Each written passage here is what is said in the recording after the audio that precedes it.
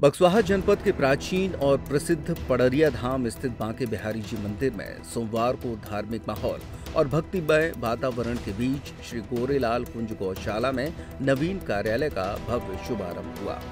इस अवसर पर महंत श्री किशोर दास महाराज ने विधि विधान से पूजा अर्चना के बाद कार्यालय का उद्घाटन किया और उपस्थित श्रद्धालुओं को आशीर्वचन दिए। पड़रिया धाम का बांके बिहारी जी मंदिर लगभग 300 वर्ष पुराना है। ये मंदिर महाराजा छत्रसाल के गुरुद्वारे के रूप में जाना जाता रहा है। ऐतिहासिक प्रमाण बताते हैं कि छत्रसाल के परिजनों द्वारा ही इस मंदिर का निर्माण कराया गया था। उस समय ये मंदिर पन्ना रियासत में आता था। समय बीतने के बाद मंदिर की ख्याति और अधिक बढ़ी है और आज ये बुंदेलखंड का प्रमुख आस्था केंद्र बन चुका है।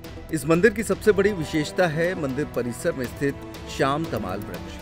धार्मिक मान्यता है कि श्याम तमाल वृक्ष केवल बांके बिहारी जी की प्रतिमा के सामने ही होता है और पूरे बुंदेलखंड में ये दुर्लभ वृक्ष सिर्फ पड़रिया धाम में ही पाया जाता है। यही कारण है कि बांके बिहारी जी के साथ साथ श्याम तमाल वृक्ष के दर्शन करने दूर दूर से श्रद्धालु यहाँ पहुँचते हैं। पिछले 13 वर्षों से श्री गोरेलाल कुंज गौशाला का संचालन महंत किशोर दास महाराज के सानिध्य में हो रहा है। गौशाला कार्यालय के शुभारंभ अवसर पर उन्होंने कहा कि यदि आप भक्ति का सबसे सरलतम मार्ग चाहते हैं तो वो गौ सेवा है। गाय के रोम रोम में 33 करोड़ देवी देवताओं का वास होता है। यदि आप तन मन और धन से गौ सेवा करते हैं तो आपके गुरु और भगवान बिहारी जी दोनों प्रसन्न होंगे और जीवन की सभी कष्ट बाधाएं समाप्त हो जाएंगी। गौशाला कार्यालय के शुभारंभ पर संतजन, गौशाला सेवा समिति के सदस्य, आसपास के ग्रामीण अंचलों के श्रद्धालुओं की उपस्थिति रही। जय जय श्री हरदास, श्री हरदास, श्री हरदास। हम अपने क्षेत्रवासियों को,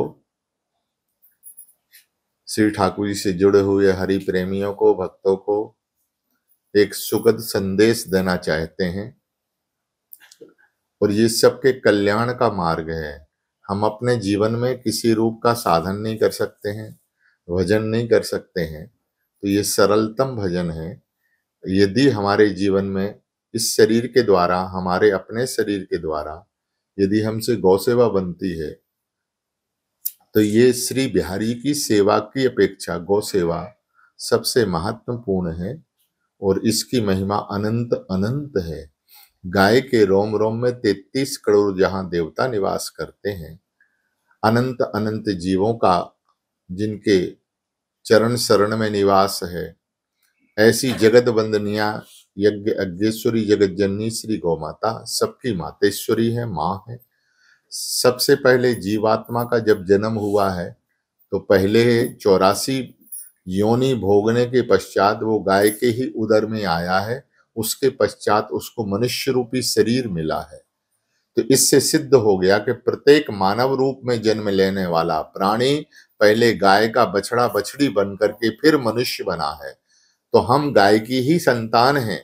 अब यदि अपनी माँ की है, यदि इस शरीर के द्वारा सेवा बनती है तो इससे परमात्मा भी प्रसन्न होंगे, सदगुरुदेव भी प्रसन्न होंगे, हरि गुरु प्रसन्न होंगे। तो ये सबसे सरल उपाय है कि जो भी बिहारी जी ने हमारे कर्मानुसार हमें दिया हुआ है उस अर्थ में से यदि हमारा दशांश श्री गौ सेवा में निकलता है तो फिर सबसे उत्तम सेवा मानी जाएगी। यही एक संदेश है कि जन जन में गौ माता की प्रतिष्ठा बढ़े, उनकी महिमा बढ़े और हम लोगों के शरीर के द्वारा किसी न किसी तरह से गौ माता की सेवा सदा सर्वदा होती रहे, ऐसी मंगलमयी कामना है।